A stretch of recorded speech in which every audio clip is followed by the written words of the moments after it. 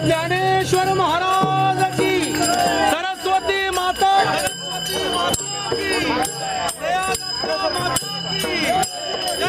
सरस्वती माता की, प्रयागराज हरिविठ्ठल श्री ज्ञानदेव तुकाराम पंढरीनाथ भगवान की जय. जे विश्वशांती घुमटाच्या बाबतीत ज्ञानेश्वरांच्या नावाने जे घडलं त्याची तुम्ही सर्व साक्षी आहात. पण आज आत्ताचा जो ही घटना आहे 63 दिवसामध्ये अतिशय अवघड, म्हणजे खरं सांगतो की ज्या ठिकाणी उभं राहणं सुद्धा शक्य नाही, तो वारा ते ज्या पद्धतीने सरस्वती नदी उगम पावते आहे. वर वेद व्यासांची गुफा आहे एक फरलांगावर, शेजारी गणेश मंदिर आहे आणि भारताच्या इतिहासामध्ये सर्वात उत्तरेचं परिसीमेचं टोक चायनाची बॉर्डर.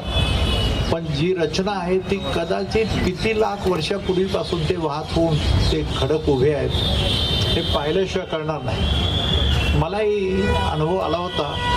तर त्या ठिकाणी हे असं छोटंसं पण अत्यंत महत्त्वाचं मंदिर उभं राहावं, भारतीय संस्कृतीचं दर्शन जगासमोर मांडण्यासाठी 1893 साली 11 सप्टेंबरला विवेकानंदांनी जे स्वप्न बोलून दाखवलं, जो दृष्टी त्यांनी जगाला दाखवण्याचा प्रयत्न केला, त्याच्यात त्यांनी लिहून ठेवलं की 21व्या शतकामध्ये माझी भारत माता ज्ञानाचं दालन म्हणून उदयाला येईल असं म्हटलं.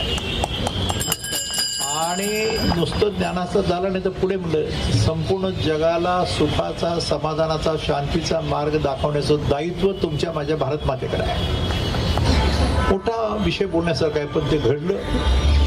किंबहुना मला माहीत नाही उद्या परवा तुम्हाला ती संपूर्ण फिल्म आणि एकदा कधीतरी माझ्या मनात सर असं आलं की एकदा कुठेतरी आता कसोटीला मांडून दुर्दैवाने हे जे घडलंय त्याचं कारण सांगतो. अध्यात्म म्हणजे अंधश्रद्धा असा जो विषय झाला. 700 वर्षाचं गुलामगिरीचं राज्य, 150 वर्ष ब्रिटिशांचं राज्य, आणि आपण कुठं चुकलं मला माहीत नाही, पण काहीतरी गफलत झाली आणि गैरसमज झाले. आणि अध्यात्म हे शास्त्र, spirituality is a science by itself. आणि हे प्रूव्ह झालं जगाच्या पाठीवर. पुन्हा एका वाक्यात सांगतो, स्टॉडिंजर, पेनरोज, आईन्स्टाईन सारखे मोठे शास्त्रज्ञ जगातले, पण संत ज्ञानेश्वरांनी 730 वर्षापूर्वी जे लिहून ठेवलं त्याची प्रचिती म्हणजे सध्याचं विज्ञान युग आहे. आणि विवेकानंदांनी हे सांगून ठेवलं. He says, my friends, after all these scientific innovations and discoveries, the whole world of science, technology, modern science, the world of science will realize what India had been thinking and deliberating and deciding and declaring, the scientific principles and laws of nature and life which were there before 5,000 to 10,000 years back. 5 ते 10,000 वर्षापूर्वी जे लिहिलेले शब्द सांगतो, माझं काही सांगत नाही, मी फक्त अभ्यास करण्याचा प्रयत्न केला. बद्रीनाथला जेव्हा गेलो आणि सरस्वती नदीचं आम्हाला दर्शन झालं, आणि सरस्वती नदीचं एक छोटंसं मंदिर तिथल्या धर्मगुरूंनी किंवा तिथल्या पुजाऱ्यांनी बांधलं होतं आणि ते मोठंही झालं होतं. मला दोघांना एक विचार आला की त्याच वेळेस की अरे इथून तर वैश्विक संस्कृतीची सुरुवात होते. खऱ्या अर्थाने वैश्विक संस्कृतीची सुरुवात इथून होते, ज्याचा संदर्भ आपल्याला आपल्या धर्मग्रंथामध्ये आणि महाभारतामध्ये. हीच का ती सरस्वती, हीच काय आपले महर्षी व्यास त्यांनी एवढे मोठे ग्रंथ तयार केले, एक संस्कृती तयार केली, एक ज्ञानाची मोठी संस्कृती तयार केली की जागतिक सण, आणि त्याचं हे मंदिर आहे. आणि मग सरांनी संकल्प केला की इथे आपण सरस्वतीचं मंदिर पुनश्चस्थापन करण्याचा प्रयत्न करूया.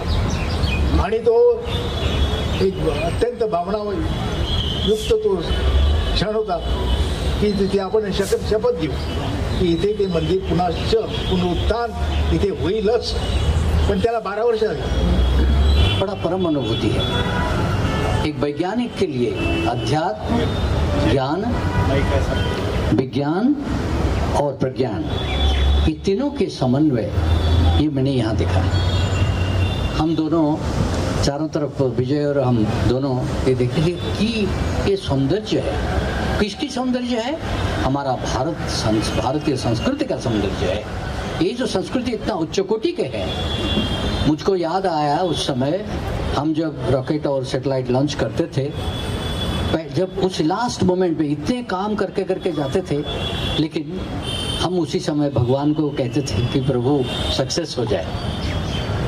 नहीं समझते थे भगवान कौन है क्या है, लेकिन हम ये नमन करते थे हमारा ये सक्सेसफुल हो जाए. कलाम साहब मुसलमान, हम लोग हिंदू, लेकिन सबका एक ही मन में था, हे परमेश्वर हमारा जो कुछ ये जो कर रहे हैं उसमें सक्सेस प्रदान करो. हमारा हिंदू संस्कृति, हमारा भारत की संस्कृति जो है, भा में रथ जो है वो भारत है. तो हम लोग ज्ञान में रथ है. और हम एक चीज यहाँ वहाँ देखने लगे कि ज्ञान का जो आगमन है, उद्गम है, वो है सरस्वती मंदिर.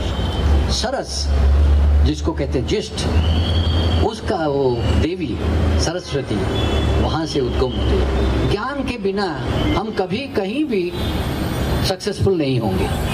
ज्ञान के कारण आज भारत जगत गुरु बनेगा, जगत के लीडर बनेगा, क्योंकि ज्ञान ही पावर है, ज्ञान ही शक्ति है.